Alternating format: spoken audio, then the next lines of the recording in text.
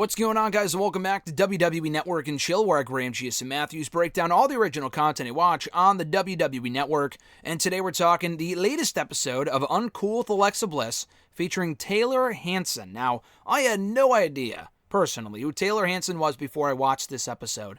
Apparently he's from a band called the Hanson Brothers, Hanson as it's called simply now. I mean, they're still touring today, I believe, or not now exactly, during the COVID era. But they were previously. I've never heard of them, personally. Apparently they're from that kind of same era that NSYNC was from, Backstreet Boys. I know them. Don't know of the Hanson brothers, or, again, Hanson as it's known now. But I thought this was a good episode, though.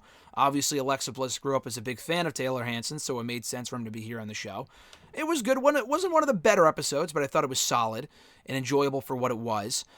This did air on video, on the video version, on the WWE Network earlier this week, in addition to the WWE YouTube channel. The newest episode, I forgot who it's with, but that goes up like the same Tuesday, just on the other podcast platforms and stuff like that. So I always just watch the video version because I feel like it's a lot better, and you can kind of get a better feel for the conversation that way. But again, this only clocks in at around 35 minutes. It was good for what it was.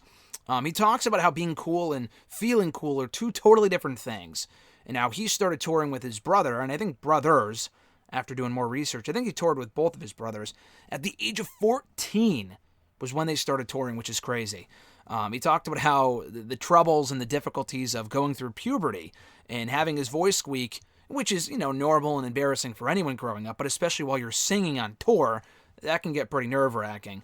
He talks about touring early on and how they just kept growing their hair out and stuff like that. No one really figured out their image for them. That was kind of something that happened organically.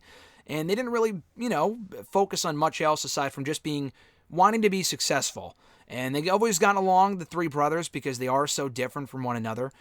Taylor specifically loves junk food. He and Alexa talk a lot about In-N-Out Burger and how she only tried it for the first time this year because she's not a big Los Angeles fan, and that's kind of where it's prominent. I had an In-N-Out Burger for the first time last year, actually, when I was in Vegas for Double or Nothing weekend.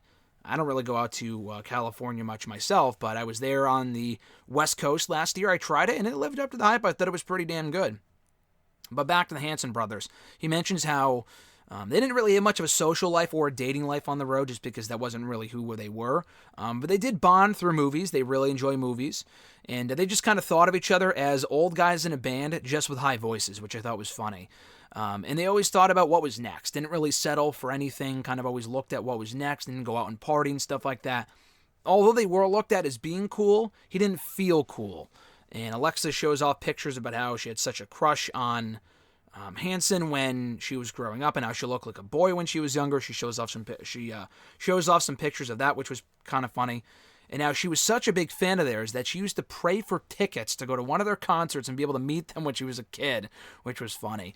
Now he has a wife and 6 kids, which is nuts.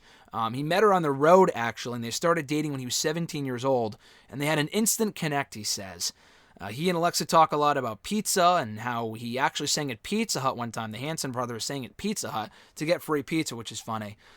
And he talks about how, just being uncool and putting himself out there and kind of overcoming that and stuff like that still feels uncool to this day. And they go back to pizza. They talk about preferred pizza toppings and how pineapple on pizza is not his go-to. But, he can understand why someone would do it. He's not as vehemently against it as other people are, which I thought was funny. And just in terms of what they're doing now, he said COVID kind of affected everything they were doing in terms of touring and stuff like that. A festival they do every year, an annual festival, they had to call that off. But they possibly have a new album coming out next year. And as far as what he would tell his younger self, his younger, uncool self, in his own words, he would just tell him to keep doing what he's doing and enjoy what he's doing. And he's always enjoyed what he does, but specifically back then, just to enjoy the ride and just kind of let things take their course, just let life take its course. So I thought it was a good episode. Again, not very newsworthy. I'm not overly, familiar at all with Taylor Hanson.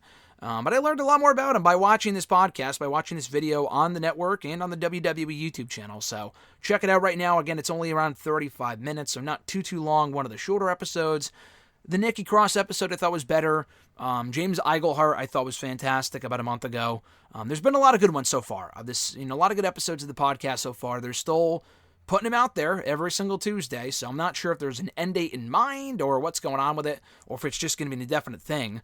I may not be reviewing the podcast forever just because it is a lot to watch and review and whatnot. Specifically, just watch because they are a little long. But they always are enjoyable and they are easy to catch. Again, not only on the network, but also on the WWE YouTube channel. I have no plans to review the other shows, the Not Sam Wrestling Show, the New Day Podcast, the Lillian Garcia Show, the Swerve Show. That's all great additions to the network. I'm not going to be reviewing any of that. As good as they are, I just don't have the time nor the patience or the interest. As good as those shows are, sorry. But I will continue to watch this one just because I've been with it from the start. So be sure to like this video, guys, drop a comment, share the video, and subscribe to the channel for more daily content. My interview with Sasha Banks should have gone up earlier today, so be sure to check that out when you have a chance.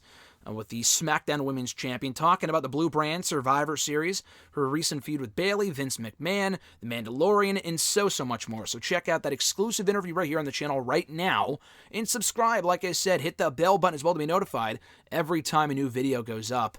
And there's plenty more content to come in the days to come, including a SmackDown audio review tomorrow, Talking Smack review.